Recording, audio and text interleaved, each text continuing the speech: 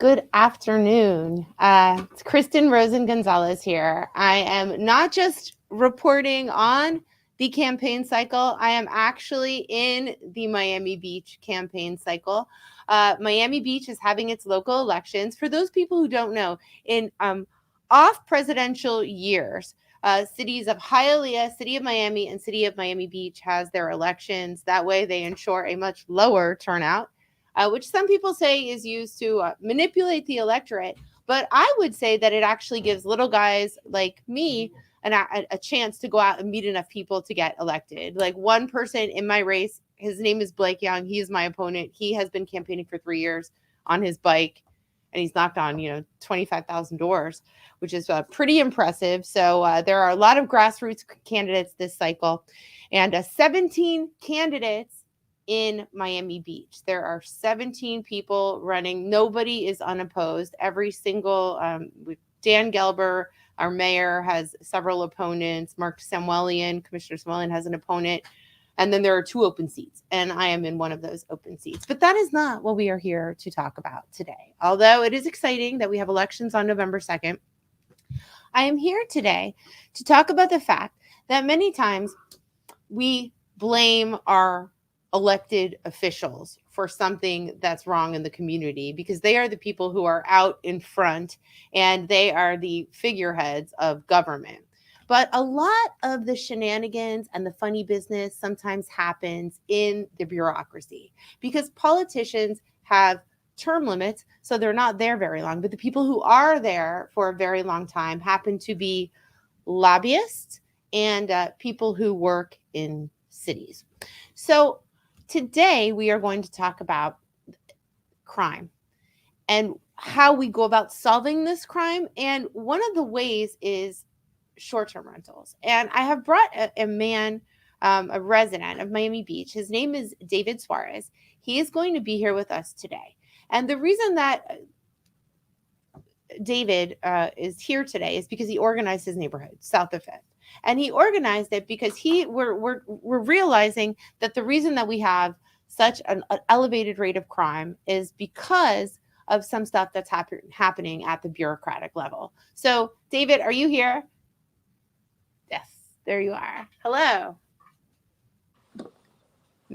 And now I can hear you. Yeah, now I can hear you. Great. Okay, you have like a meteoric rise to fame as a political activist. How are you doing? I'm doing great. I actually just spoke at the Tuesday Morning Breakfast Club with the former mayor, Maddie, and I discussed short-term rentals. And I think you really hit it on the head in your introduction, where the elected officials sort of get the brunt of the anger from residents because they believe, and it's somewhat true, that they should have the ability to change what's going on in the neighborhood. But like you said, I think the downside of term limits, what most people don't realize, is that you have there is a certain constant in the city that is that remains unchanged even through different administrations, and that is the city staff. Okay, and the lobbyists, like you said. So in order to preserve themselves, in a sense, they have to make each other happy. And what I mean by that is the city staff has catered to the lobbyists, such as the developers, nightclub owners here in Miami Beach, parklets. Wait, before we even go there, I have to explain to people what you've done and why this is so important. Hold on. Okay. Let's go all the way back. David, you were not political up until a few months ago when you saw these short-term rentals popping up in your neighborhood. And what these short-term rentals are hotel rooms without innkeep. They're hotels without innkeepers. They're legal hotels, and in your neighborhood they're called apartment hotels. And I want you to explain to us, and Tommy, would you share this on my page or the Miami Beach residents page, so the people of Miami Beach could see this live and they could possibly comment if they wanted to. The reason why this is so important is because you saw that your neighborhood started to change. Can you please tell the story that you told this morning at the Breakfast Club? Because I think that's very powerful. I have to, before we get into how the bureaucracy Sure. functions, tell us how you came about to become a political activist. Sure. I mean, before a couple months ago, I pretty much lived a low key life. I've lived in my block of the neighborhood for the last 10 years in South of Fifth, and I noticed that there was a sort of steady decline in the quality of life. Meaning, you got your random, crazy people on the streets or random act of violence. But it really became accelerated over COVID. And then about a year ago, there was an apartment hotel that got built in an old apartment building. So in South of Fifth, there was this one last loophole that developers were able to sort of take advantage of, and it was called an apartment hotel. So in your neighborhood, all of a sudden you saw that you had, in your regular neighborhood, you just had commercial activity and you knew that there was commerce. You can tell when you have an illegal short-term rental in Miami Beach because people start pulling their suitcases back and forth, right? What were some of the things that you were seeing in your neighborhood that you found really disturbing before you realized that there was an apartment hotel that had been built? I mean, aside from like the constant speeding up and down the streets from one stop sign to the next, like it's a race. I mean, there's constant smell of drugs in the air.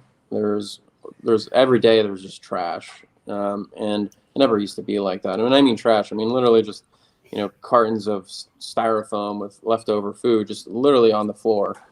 There's always beer bottles. There's always one of those little liquor bottles next to the local synagogue, and it's just, look, when people move into a neighborhood, they want to see people that your neighbors. It's not like that anymore. You basically see just different people all the time, and most of them are most of them are nice, most of them are good, but there's definitely been a change in chemistry in our neighborhood, and it's palpable, and it's a direct result of these short-term rentals. Okay. And by the way, it's not just in David's neighborhood. Across Miami Beach, we've had a crime problem. And everybody keeps talking about short-term rentals, and nobody really understands exactly what we're talking about if you don't live in these multifamily neighborhoods. But for anybody who understands Miami Beach, from 1st Street up to 23rd Street is really the center of the island, is comprised of multifamily housing and garden apartments. And you can see these garden apartments across South Dade. And in Miami Beach, what's happened is these small garden apartments are all being converted into informal hotels, and there's nobody regulating what's going on. We don't have enough code compliance to police them, and the result is a proliferation of like super cheap hotel rooms, $50 a night, and the people who are coming in are just ruining everybody's quality of life, because all of a sudden you're living in a hotel that you never planned to live in, and people are screaming, they're partying, there's booze, there's pot smoking all over the streets. And I'm not anti-marijuana, but I don't think we want it on the streets all the time, because you have a young child, right? Correct. And I mean, I have nothing against pot, but when I'm walking with my son, I don't want to see someone rolling a blunt on the sidewalk and smoking it. So fine, do it in your own home, but look, in front of a synagogue, in front of someone's home, I think that's just out of line. So you went out and you hired a law firm, and you spent your own money. Yeah, look, I mean, I was walking one day, and I had noticed this one or two particular buildings never had a sign out front. We never got notice. And then one day I was walking, and I see what looked like a developer.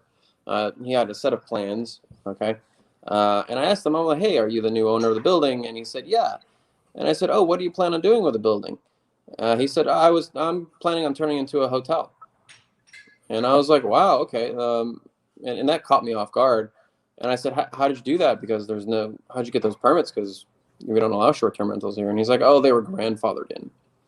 And at that point, yes, I hired a law firm, Pardo Jackson Gainsbourg, and I put a retainer down, and I had them research what was going on, because to me, whenever someone wants to change like the paint color in our neighborhood, we get a sign and a notice in our mail, and so it's important, to it was important to me to figure out what was going on, and so that kind of, you know, I I don't know if And it when was you're ready kind for of, those details, but well, it was kind of shocking what you found. And just so that you know, and I'm framing this for you, we have very strict historic preservation laws in the city of Miami Beach, and your neighborhood south of Fifth have this historic preservation overlay. And tell us what you found after you hired this law firm. What was the big? we believe it or not, we found half a dozen zoning violations that the planning department actually approved. And in one of them, which is one of the biggest smoking guns, is these developments. There's three of them. Never applied for a certificate of appropriateness, and that is important because anything that you do in a historic district, you have to file for a certificate of appropriateness. And what the certificate of appropriateness does is it gets sent to the Historic Board of Preservation, and the Historic Board of Preservation holds a hearing with the community to let them know that these changes are going on. It basically gives the residents notice of changes that are going to be happening in the neighborhood. And when you get notice, you get a hearing and you get the right to go and oppose something Correct. happening in your neighborhood. Yeah, you get to have the community support either for or against whatever the proposed changes are. So Uh, what you found is that the city staff has been circumventing the regular HPB process and just issuing permits, thereby denying residents their right to advocate for what they want in their neighborhood. Correct? Correct. And just to put things in a context, on the same block, literally on the same block, 5 doors down from this development is 310 Meridian. And just this past, I believe, July, they had to file for a certificate of appropriateness because they wanted to convert their windows into impact windows. And nothing changed. Okay, nothing. The colors remain the same, the window size remain the same, but they still had to go through the board, the historic board, and get approved. Can Okay. I ask a question then? Why are some buildings in your neighborhood, why did they have to go in front of the Historic Preservation Board, but these short-term rental buildings that are super profitable and hotels that destroy and ruin neighborhoods, why were they not subject to the HPB Historic Preservation Board process? That's a good question. And, I think it comes down to the ones who follow the rules get punished, and the ones that don't follow the rules don't get punished. And not only don't get punished, but they get catered to by the planning department and building department to just proceed as if nothing's wrong. Um, So and so, when you made this discovery, you took it to the city and you said, look what's happening. And you didn't necessarily think that it was being done purposefully, but the city didn't want to admit what you had discovered, correct? correct. Yeah. And then you rallied everybody. He had an email campaign, he had a Facebook campaign, and uh, you rallied a bunch of residents. I literally had to post. I literally printed out 300 posters and of the story of what's going on, and I had blue tape, and I literally went, on like four city blocks, just the whole south of Fifth, light posts, doorways, entryways. So I posted 300 canvases around the neighborhood, along with an email campaign and an online advertising campaign. So you rallied a tremendous amount of residents. I don't think they've ever had so many residents waiting on Zoom. And last week was the commission meeting. And I think a lot of those people, what was interesting is that you brought all these people that would never normally listen to a Miami Beach commission meeting to the meeting. And because your time certain was 10 and it wasn't heard until nearly 2 p.m. or 1:30 p.m., all these residents got to hear a meeting that they wouldn't normally have ever witnessed, and they got to weigh in on issues, and they said, look at the kind of shenanigans that are going on in our government. So what happened? So you went to this meeting, you had an item, and you were saying, we would like you to help us. Now we've discovered we have these illegal short-term rentals. These permits were issued by the staff. They didn't follow the correct processes. What kind of outcome did you guys get at the meeting after you alerted everyone? You brought all these people to the meeting. What's going on now? Can you explain that? And sure, let me give a little background. And our intention was to never go to the commission and put this on the commissioners, because this is not necessarily their job. You know, they pass legislation and zoning laws. But the problem was the planning department and building department wasn't follow those zoning laws, the same laws that are put forth by the commission. And so after months, and I mean months of stonewalling and just literally lies from the planning department on their practices and lies to make up other lies, we had to lobby the commission, and we had a meeting on the September 7th, this last September 17th. That's correct, and legally we it turned out that we could not just ask the commission to stop these work projects, despite all the evidence that we've shown them of how improperly they were issued. And the best case scenario was that we were able to successfully get the commission, over the objection of the city manager, to hire an independent expert in planning and land use to see if the rules were strictly followed. And that is a probe that is going on right now. But can I ask a question? Those hotels are going up as we speak. So they're going up as we speak. They're in the demolition stage. I think the city has to understand that if they are not going to stop these projects, these improperly building permits now, that if they wait any longer, when they are starting to move in furniture and starting to put up drywall and the place is almost finished, the city and the taxpayers are going to be liable for 10 times the amount of damages from these developers.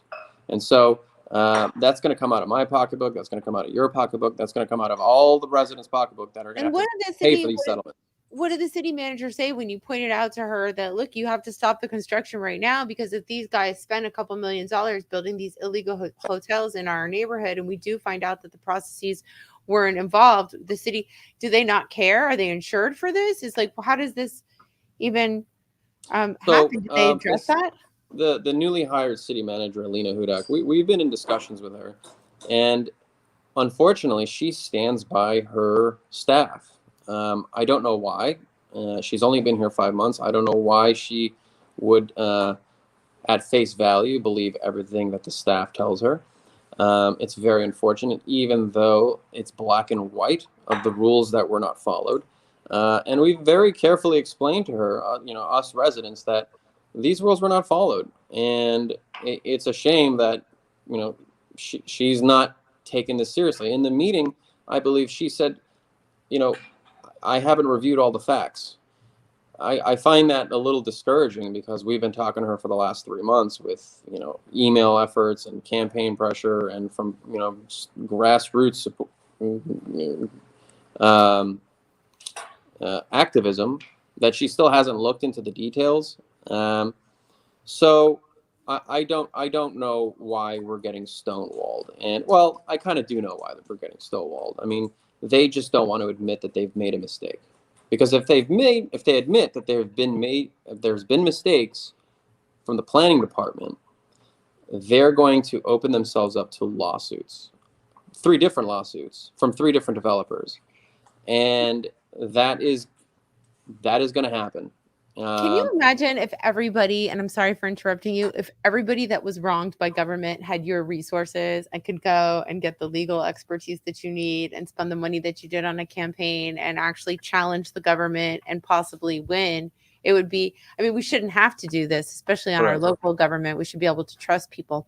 But I think that this brings about a new discussion that we have to have, which people don't understand. And that is that they blame the elected officials for everything. But Miami Beach is not a strong mayoral form of government. It is a strong manager form of government. And we hired Alina Hudak 6 months ago. and she was the former deputy mayor of the county, came to Miami Beach. She's been in Miami Beach for about 18 months now, and I think it's a really big job. And I Yeah, want to give her the benefit. I want to give her the benefit of the doubt. she's So I can guarantee you she's, I understand that she's been a city manager for the county for a long time, but she's probably never had this sort of opposition from actual residents who come to her and say, hey, this is a problem. She's not used to that at the county level. I mean, I don't even know who's working at the county level now. So I, you know, it's but actually like Jimmy Morales went over and is doing the operations job. So they almost switched jobs. She came to Miami Beach, and then Jimmy Morales, who was our city manager, went to Miami-Dade County and now has a job that was very similar to hers. It's interesting it's how it works. all, yeah, Yeah. it's all about who you know in the government, Okay. huh? All right. So now that you've seen how our government operates, are you a little bit shocked at how things happen? And you sat there and watched the meeting. I mean, what did you I, think? I mean, look, I think the city is broken because we have people who have a high level of mismanagement in our government, um, and they think they're above the law, and they're not following the actual law that was set forth by our commission. Um, and when you tell me that, could you believe this? I mean, you know, it is astonishing that, one day when you have a hotel getting built next to you and you try to do something about it, you're getting resistance from the people that are supposed to protect you. And that has just made me even angrier of what's going on. And henceforth, I mean, I am the last 3 4 months, this has pretty much been my life. And because I'm Well, fighting for where I live, and I don't want to move. I have nowhere else to move. I want to stay here. I want to raise my family here. and you have a Um, beautiful apartment. But Thank you. here's what I'd like to tell people is that I think the bigger conversation is that you've been able to do this in your neighborhood and now Flamingo Park. I have people emailing me, David, I got 3 emails this morning, something on Euclid and Jefferson. So I think it's brought about a bigger conversation that these apartment hotels are ruining neighborhoods across Miami Beach. And what are we going to do as a city to address it? And I think that the only thing that we can do is have like a code compliance squad.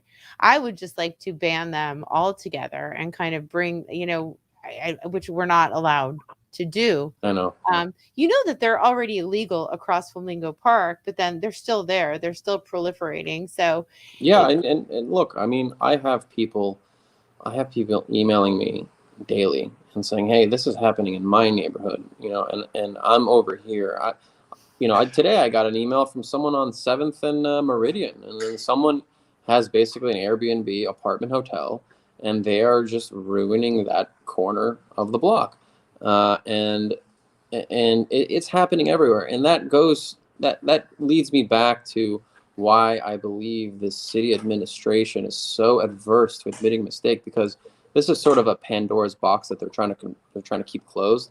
Because if they admit that they made a mistake here, they're basically going to admit that they've made a mistake across the whole city. Okay. And if they do that, they're probably all going to lose their jobs and their careers, and they probably won't work anywhere else because of what they've done. Um, Well, I and don't know if so, Miami-Dade County even cares about that, but it does bring into question what's happening because you have these commissioners who are kind of supposed to be overseeing um, this large bureaucracy via the city manager, but the city manager has such a massive job that even she doesn't necessarily know what's happening in each department. You know, our code is 2,000 pages long. Like, how sure. do you keep a bureaucracy like that efficiently managed? So I think that that's where a lot of our issues are. But I think you've shed a big light, and I think you've done something transformative, which is put the planning and zoning department on notice that they have to follow our zoning code, that they cannot build these illegal short-term rentals. But not just that.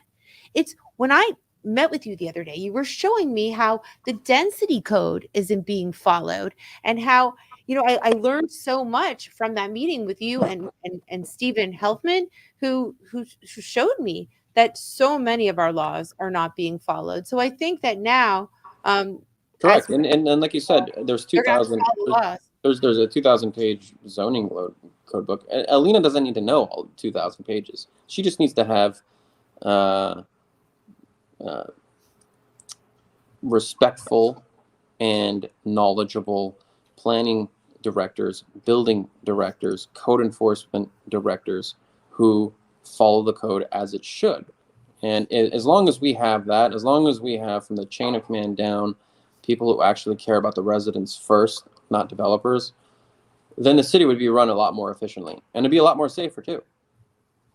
So I know that are you considering possibly running for office in the future? Not this, you are I don't came know. I late to mean, the table this cycle, but is this it? A yeah, couple I of mean, years from look, I now? mean, for now, I'm just trying to save my neighborhood, and and in the process, I'm getting so much outcry from people north of Fifth with the same sort of problems, and I commiserate with them. It's very unfortunate. One thing that these short-term rentals do that most people don't realize is that aside from like the crime that it could bring and the transient nature and the lewd conduct, is that it really displaces families from an affordable housing perspective in Miami Beach. You basically have private equity firms and you have club owners buying up whole buildings, turning them into apartment hotels, just nightly rentals. Where do your middle class, upper middle class families go to find a home and live here? They're all getting displaced, and it's a shame because right now at this rate that we are allowing all these like transient hotels and short-term rentals, we're going to have just the shell of a city, and we're not going to have a real community left. We're just going to have tourists, and this is going to be just like a Cancun, and it shouldn't be that way. Our population shrank by like 10,000 already because so many people have been Moving out. Yeah, by families are moving out. And then, And by the way, all the zoning that we approve, like we allow for commercial properties, like all up and down Washington. Some of Washington Avenue should have been kind of zoned residential. Some of Collins Avenue, as we redevelop it, it should be demanded that you have residential units among all of these transient units. And I was on the commission when they voted to make all of Harding Avenue short-term rentals, and I voted against that because I had walked that neighborhood and there were families living there. And I said, all of these people are going to be displaced because, by the way, the rents go up for the entire area, increase because the value of a unit, if you can rent it nightly, is much greater than if you're renting monthly. And by the way, this is one of the biggest problems in the Keys. So this is something that we're really going to have to be creative, find creative ways to get rid of them. Yeah, and this is not talked about in our standard hotels that are along like Ocean Drive, Collins Avenue. The hotels that are perfectly zoned for hotels, their occupancy rates are going down. I believe it's like 15 or 20%. It's just a year over year, but Airbnb and short-term rentals are up 15, 20%. And that's very telling. So now you have a combination of hotels that are lowering their rates, attracting the visitors that were not normally would come here. And then you have Airbnbs that are sort of at the same rates, if not lower. Yeah. Oh, did we lose you? No, I lost his audio. we lost your audio. Can you hear me? Yeah, we can hear you. No, Sorry. no. This is the biggest problem that our city is facing right now is this encroachment of transient tourism and cheap hotel rooms across the city. And I do believe, and I hope that we have a majority on the commission that would consider putting a moratorium on certain hotel rooms moving forward. And we have to do this because we cannot just keep adding 3-star hotels to Miami Beach, plus all the short-term rentals, because it won't be a nice place to live anymore. And other other beautiful beach communities guard themselves. This would never happen in the Hamptons. It would never happen in a San Tropez. It would never happen in Palm Beach. Why has Miami Beach allowed this to happen? And we're finding that this problem could have been through the planning and zoning board. I have to say, these short-term rentals, we really do have great laws prohibiting them. So you've uncovered something really great. And I'm so happy to interview you today. And I'm going to ask for your advice on how to cut this up and promote it on Facebook, because you are a Facebook guru. And is there anything else that you would like to say before we finish up this half hour? I think I've said enough, and Kristen, I appreciate you inviting me on and having to say what I have to say, and I look forward to speaking with you in the future. Yeah, well, thank you for your advocacy. I'm going to try to help Flamingo Park as much as I can, and you've really opened my eyes and educated me about our planning and zoning code and how it has been circumvented and how we can fix it. So thank you again, David. Thanks for coming on. Thank you. Have a nice day. Okay, bye.